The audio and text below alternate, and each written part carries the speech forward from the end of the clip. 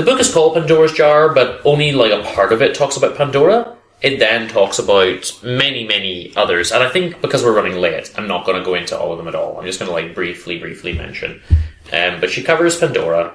She covers, for example, Jocasta. So Jocasta was Oedipus's mum. And it's just a bit of like, we're all so worried about Oedipus and the complex and everything that we never stopped to like share a thought for how Jocasta felt, right? No one ever gave a damn about her. No one thinks about the women at, like, the Shakespeare plays, most of the Greek plays. Yeah. In anything, yeah. At least you feel a little bit for Clytemnestra sometimes. She talks about Clytemnestra. I like Clytemnestra. I think she's badass. Yeah. I like that amazing scene in Aeschylus where she's like standing there over the bodies with the sword, like stage opens. That is one of the best scenes. The classic scene in Greek tragedy for me. Like, fantastic. Anything about Hecuba? So I'll tell you, I'll just list here. I'll get the contents page. We do Pandora. We do then Jocasta, Helen of Troy, of course. The most gaslit person in history, maybe? Just like the face that launched 1,000 ships. Like, what BS? Like, that's the most victim-blaming thing I've ever seen in my life. Now, the question is, did she decide to go with Paris herself, or did Paris take her? And again, I don't know if we ever know. There are different versions of it, so we can. It's both. Yeah. It's both and neither. But there's a good quote where they say Helen of Troy, Helen of Sparta, and then someone said Helen of Joy, Helen of Slaughter. And I like that. It's not her fault, at least, that the war happened. No, because in one telling, it's Menelaus. She's kidnapped. In the other telling, she wants to leave her husband and go off with someone else. Yeah. Which is marginally not good, but still, she should have been able to do that. Yeah. She did not launch any ships. Yeah. That's the thing, so... But then you also have two sides of the way that the ships were launched as well. You have... So Euripides, Iphigenia, and Aulis was not finished. One of the versions has them not sacrifice her to launch the ships. And Artemis just says, I forgive you for, honey, my dear, you can go. But that doesn't make much sense because most of the other stories say he killed his daughter. And that's the whole plot of Agamemnon. Yeah, obviously it's Agamemnon's fault for most of it. Of course. And Menelaus is there. But actually, even Menelaus says, like, don't sacrifice your daughter for my wife. Yeah. So, to an extent, it's more Agamemnon's fault than anyone else's. Pretty much. Potentially a little bit of Helen, but the worst is still on Agamemnon. Am I right in thinking that Xenophon really liked Agamemnon, though? Or have I got that confused with someone else? I can't remember. Anyway, she talks about the different playwrights, though, and she really, really likes Euripides. And it's not something I've ever thought about. We look at it from a purely enjoyable perspective. Yes. Like, Euripides, very narrow storytelling, whereas Sophocles is big epics. But she points out that Euripides is the only one who really gives the women any stage time. And again, still acted by men, of course, yada yada. But the women actually have important roles in his plays, and they speak out and they do things. And, for example, Jocasta in other tellings, after she realizes that she's Oedipus's mum, just kills herself. But Euripides has her stay alive and still do things. Although I would say that the daughter, which one's the daughter? In the second play about Oedipus. Well, the second, or the third play, whichever one. We've got Oedipus Rex. We've got Oedipus at Colonus. Yes. Yeah. That one, at least his daughter has a decent role. But yeah, you're right. Like, you might have the muses here and there. Yeah. But yeah, Euripides actually has, like, Trojan women. He has things happening a bit more, and she respects that and really, really likes him. She talks again about Medusa, how, like, certain tales did have her as being an astounding beauty at the beginning, similar to Helen. Her punishment is that they take away her... She actually says, though, is that really a punishment, or is it seen as a good thing by one perspective? Because it's like, well, now you're going to be left alone by the men, basically. Which is almost the best thing you could have hoped for, being a very beautiful girl at that time, But then even... She's still continually objectified and exploited because they then, cut off her head and use that as a prop to go around scaring other people with. And, like, oh, cool. Like, even in destruction, you are being objectified and made use of, At least from my perspective, Helen is the most tragic character in most of these. Like, most tragic woman, I guess. Clytemnestra is just a badass. I love Clytemnestra so much, though. Cassandra Call your children Clytemnestra. Cassandra is nothing.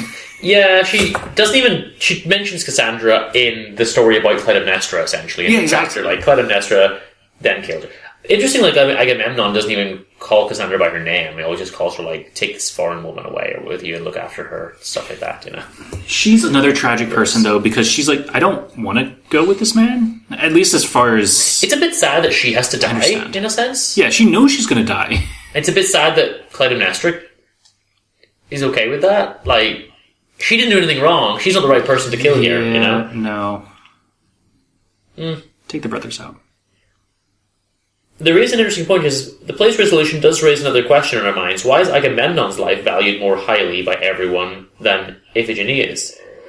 Like, no one is bothered that he was okay with killing his daughter. That's just like, oh, that's fine. No one's worried about that, you know? So, yeah, we also talk about the Amazonians. Like, the Amazons, I got nothing to say to them, apart from, basically, they were man-loving but boy-hating, so they were like a mythical tribe of women who loved to have sex with men, but then killed all their boy children so that they could stay as an all-girl tribe, basically. Death by snoo-snoo. Yeah, literally. Then we got, Clytemnestra. Eurydice? Which one was that? Oh, that was the one that Orpheus was meant to... So he goes down to hell. That's what Hadestown's all about. It's a musical. So. I would be interested in that, actually. I mean, you already know the ending to it. He gets told, don't look back. And looks back. And again, I think this chapter just highlights no one ever talks about her. It is all from his perspective and what he was doing, and they never care about the women, essentially, is what she's trying to highlight, you know? Of course. She's trying to bring that to the forefront. I would argue that a little bit. Yes, she is correct, of course, with the ones that she's pointing out. But then you have Persephone. You have Demeter. Like, these two, I feel like, are so important. I guess is it different because they're goddesses rather than human? Maybe. Obviously. I mean, yes. I guess. And we did see that a little bit, especially when we went to the talk about Ovid and, like, who's the one? The one who's, like, left on the island by herself. After Odysseus leaves, I think. God, I can't think off the top of my head. I forget her name. Yeah. Like her, she can sometimes be portrayed as just someone who's pining after the man who left her, or she can also be seen as like a strong female figure who. Like, yes. I felt like that was a bit harder to see. But. Yeah, it was. We talk also about Phaedra, and basically says she's the super Cinderella like evil stepmom because she falls in love with her stepson when he won't have her. We never did read Phaedra. We never did. Jean Racine one. She mentions that in this play, and this in this chapter. Maybe we should. But she says she was his wife. Basically, accuses her stepson of raping her when he didn't, to get him in trouble, and then he ends up getting killed and everything. And then she hangs herself. So it's like, oh, just tragedy. But then, of course, Natalie goes into detail, like, this is not good because it's perpetuating the, rape myth type of, like, false accusation type of thing. And, like, there's so few that we really shouldn't ever be focusing on that. And, which is true, of course, But I will definitely agree with her on this point. Like, if you ask anyone, like, who is Heracles, who is Agamemnon, who is Menelaus, like, people who studied it at least a little bit, they'll be able to tell you a lot more. But again, like, who is Hecuba? Exactly. Can you tell me much about her? The last two are Medea.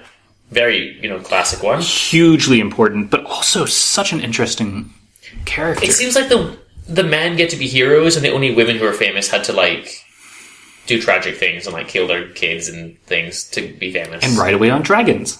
Yeah. So, like, the whole Medea, killing her sons so that no one else can... It's like, well, if I can have them, no one can have them type of thing. And we finish with Penelope. Penelope's wily but sad. Who is Penelope?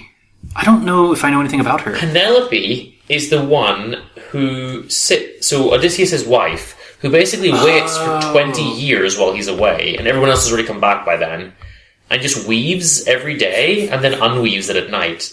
Because a bunch of suitors are in her house, and her son is there, Telemachus, but essentially she's so weak that she can't tell the suitors to leave. There is an idea that, like, she would have to remarry.